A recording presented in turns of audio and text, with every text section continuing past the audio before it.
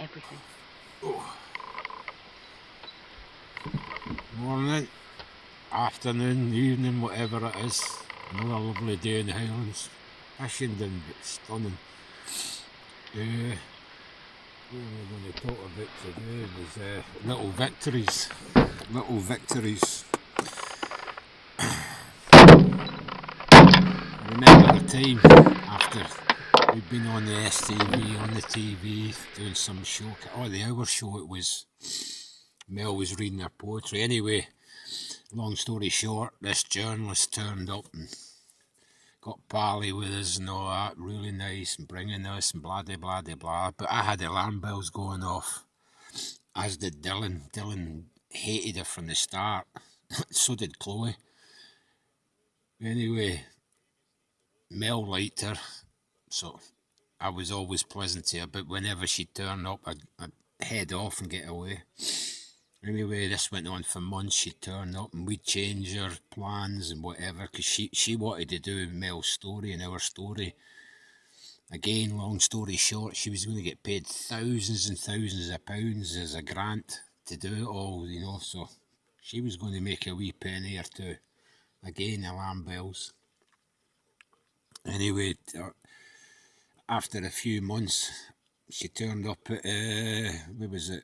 Oh, Corrishalloch Gorge. We were parked there. We travelled about 300 miles to meet up with her. I said hello and all that and then headed off. Done whatever, come back hoping that she'd have gone. And she had. Went into the, I can't remember what we had at the time, I think it was the Transit anyway. Went inside, Mel was in tears, like, and I was like, what is it? And she was telling me what her friend was sitting there and had said to her, right, look, you're the one with cancer, it's your medication, it's your money, he's got no right to be doing that money and blah, blah, blah, blah, even though we'd worked out that that's what we would do. I'd take charge of the money because she was on morphine and all that, blah, blah, blah. Same with her medication, I would take charge of the medication because she would take too much and forget. But anyway, so this woman, Bridget, I fucking say her name, Bridget from Liverpool, dismissing me, and that Mel was crying her eyes out again. Not while she was there, but when she'd gone. Anyway, long story short, I carried on, blah, blah, blah. Mel stayed away from her there. And the strange thing was, when Mel died, I got a message off her on that Facebook and all that. I was getting messages and phone calls to say how wonderful a husband I was and I was such a carer. Because the strange thing was, her relationship had broke down. The guy had ditched her. She was saying to me on the phone, like, I was so caring and I was this and really genuine and all that. Anyway, long story short again, she drove all the way from Liverpool, asked me if I needed anything, blah, blah, blah, blah, and I was sitting there, right, fucking in bits. But anyway, so I sent her a big list. Oh, yeah, I could do with this, anything you want, blah, blah. So I've made a fucking huge list, and the fucking bitch drove all the way from Liverpool, all the way up to where Kilkenny, Drumbega was parked up. It was in Molly as well. Molly. So parked up, she drove all that fucking way. So I got all the stuff that she brought up. She came into her home, and then I tell her to fuck off. And she was like, what? I said, just fuck off, man. Mel was telling me what you were saying. Anyway, she stormed off, and no doubt she went around, because she was hanging around Ackaway and all that, so no doubt she'd have been round there telling everybody how horrible a person I was and blah, blah, blah, and how she'd driven all the way from Liverpool just to help him, and he just threw it back in my face and told me to fuck off. I know exactly what she'll have said, because I could see it in the reaction of different people when I was travelling back through there. But you just think to yourself, for fuck's sake. And Mel used to say they split us up hoping that they would have what we had. But how the fuck could you? When the way that you're doing it means that you'll never have what we had, if that makes sense. And you just think, fuck, man. But the amount of time and upset that that fucking woman caused us, which is staggering.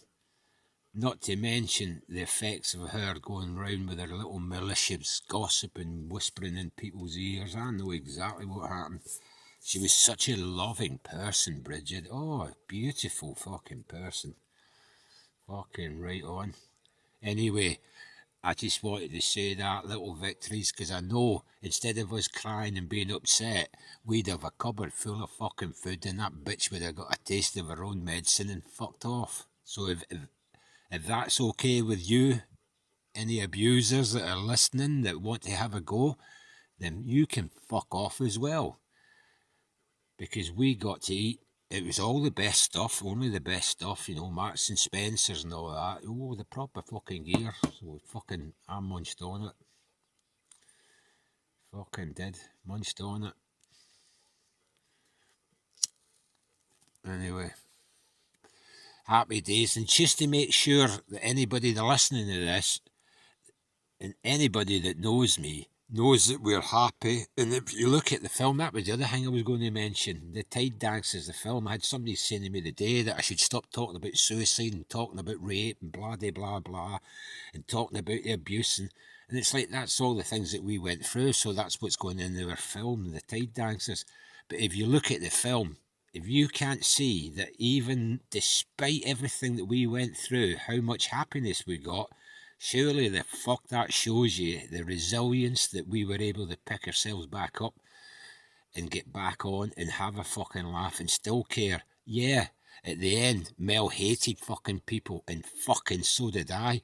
Fucking hated them for making us having to fucking beg, etc. But that was the saddest thing I ever heard, was her crying and saying how much she hated people. Fucking hell. Staggering.